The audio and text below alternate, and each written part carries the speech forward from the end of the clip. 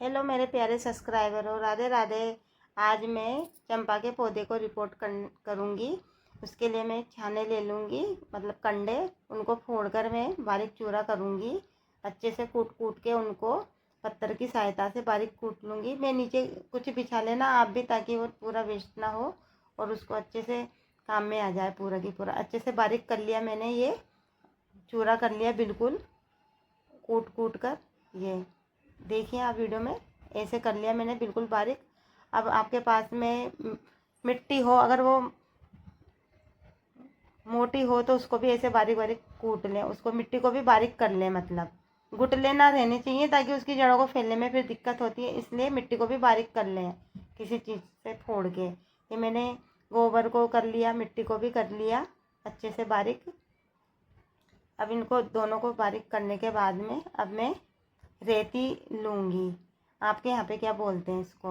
ये सेंड ले ली मैंने, रेत, घर बनाने वाली रेती है ये। इन तीनों चीज़ों को सबसे पहले तो मिट्टी ज़्यादा, फिर गोबर, फिर रेती, इन तीनों को, मतलब सबसे ज़्यादा क्वांटिटी में मिट्टी, फिर गोबर, उससे थोड़ी कम क्वांटिटी में, फिर सबसे कम में रेती। इन सबको मिक्स करके अच्छे से बाल्टी में भर लिया है मैंने, ताकि उस गमले को शिफ्ट करेंगे ना तो उसके अंदर डालने में काम आएगी। ऐसे कर लिया मैंने।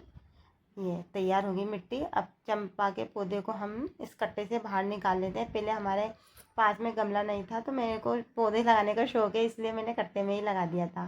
तो अब ये कट्टा पूरा जल चुका है, इसलिए उसको हटा के और ये जड़ों को खोल लेंगे हम, मिट्टी को कुरेद कुरेद के, ताकि उसको थोड़ी सी हवा मिल सके। वो बिल्कुल बंधी हुई है ना, इसको चाकू की सहायता से इससे कुरेद कुरेद के चारों तरफ से थोड़ा खोल लेंगे। ये अपराजिता का पौधा है, इसको भी जड़ समेत ही निकालना है, इसलिए अच्छे से ध्यान से निकाल रही हूँ मैं कुरेद कुरेद के। ये चाकू की सहायता से मैंने इसको भी अलग कर लिया है। उसकी जड़ें बिल्कुल फंसी हुई थी, इसलिए मैंने थोड़ा खींच थोड़ी ज़रूरत पड़ी खींच की। थोड़ी बहुत जड़ें तो टूटी हैं, पर ना लग जाता है, ये अपराजिता की तो कटिंग में लग जाती है। अब इसको हम पीपे के अंदर रखकर ये बची हुई जितनी भी ये मिट्टी है सबको इसमें पीपे के अंदर शिफ्ट करके उस पौधे को भी शिफ्ट कर देंगे, और जो बची कुची सारी मिट्टी उसको डाल देंगे। और ये हमने बनाई थी उसको भी उस मिट्टी के साथ में मिलाकर ही हमने भरी है, और जो बची है उसको ऊपर से डाल दिया है।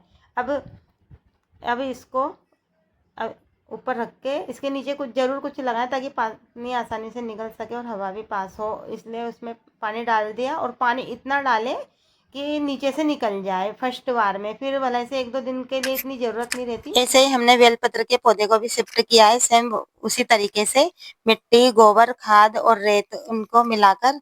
ये देखिए आपके सामने मैं और डाल रही हूँ, वो बचा के रखी थी मैंने उस मिट्टी को, ऐसे ही सेम तरीके से।